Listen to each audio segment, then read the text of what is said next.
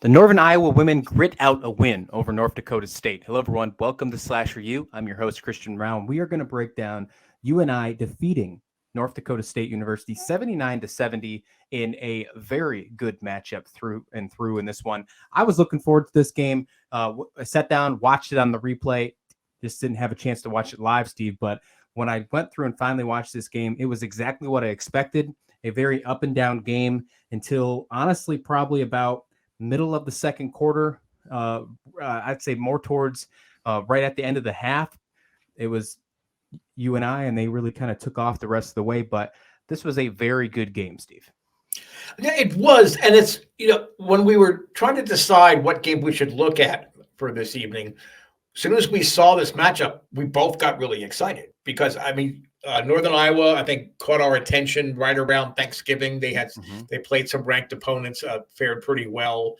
They got Maya McDermott, she's a special player. I mean, she didn't have a particularly good night last night, but she's a special player.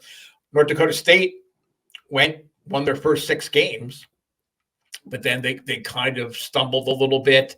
Iowa State humbled them to a great extent when they played them.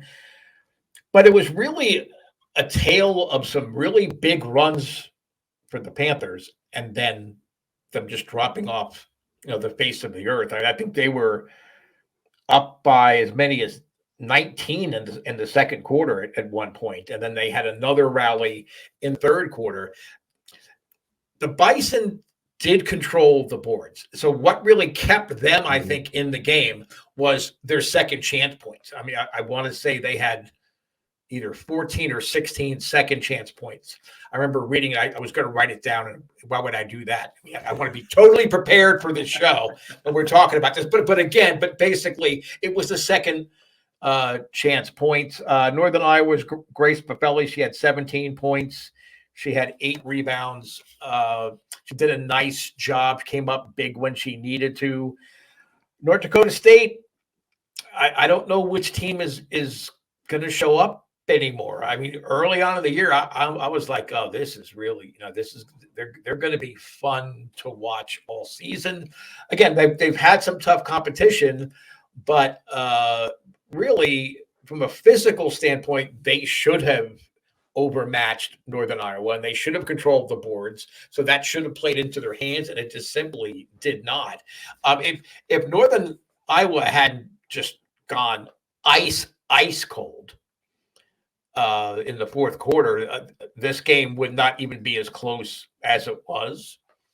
So, but again, like you said, it was a very up and down game. I only got to see really highlights. I didn't get to see the whole game, but a lot of the local on both sides newspaper reports that I did read about it talked about the inconsistency and how one team would just get on a roll and then they would curl up in a ball and wait. And then the opponent would kind of catch up, but then something would happen. So there's so many great mid-major women's programs I've noticed this year. I mean, I know it's always been that way. Women's basketball, in Nebraska, Iowa, the Dakotas, Minnesota, it's a big deal.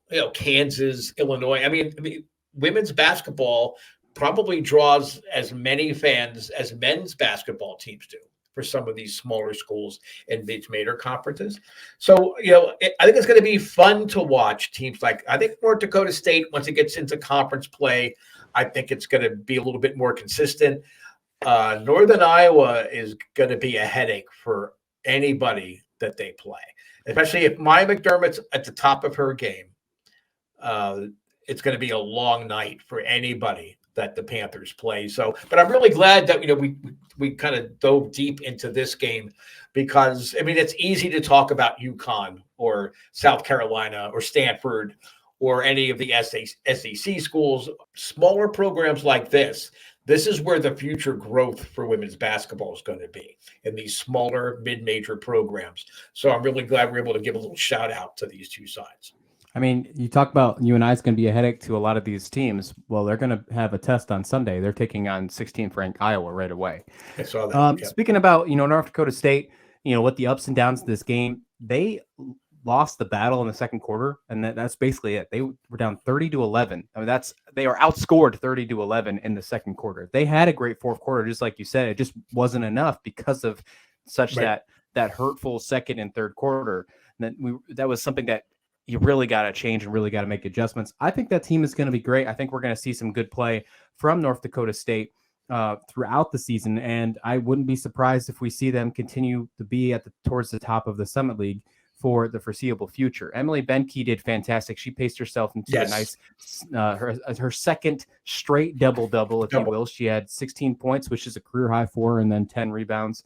So shout out there. I'm really looking forward to seeing more of Benke in this one. She's only a junior, so that's something cool to keep in mind. I love when you look at some places like where they're from and you look at rosters and you see the majority of these players sticking around in the Midwest because they're mid-majors. You don't have that chance to get that national recruiting too much, and you still see some successful players in that area. That's something really neat in that behalf. As for North Dakota State, their next game is going to be against Green Bay on Saturday. That's 2:00 Eastern time on ESPN Plus. Should be a nice rebounding game for them to be able to make a nice comeback.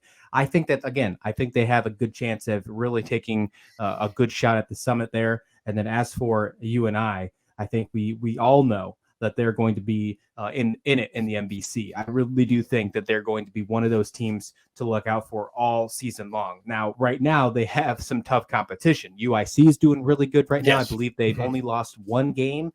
So there's a lot of competition in the Missouri Valley Conference. I didn't even get to talk about Drake yet. There's been moments where we talked about Drake that deserves to be ranked. Sometimes we've talked about that in the aspects. They're at 2 losses now, so we could make that discussion probably to a brick wall. However, both these, what I'm trying to get at is that these are two conferences that we hardly talk about, and they deserve some more conversations. We're going to give them more here on Slasher U because there are teams that really can play some basketball. Let us know your thoughts in the comment description below, what you thought about this game, Northern Iowa and North Dakota State for the women's side. If you didn't get a chance to watch it, check out the highlights or watch the full replay on ESPN Plus. It's worth your time, and I do recommend that you do so. Let us know in the comment description below your thoughts. Hit like and subscribe while you're there. And thanks for watching Slasher U.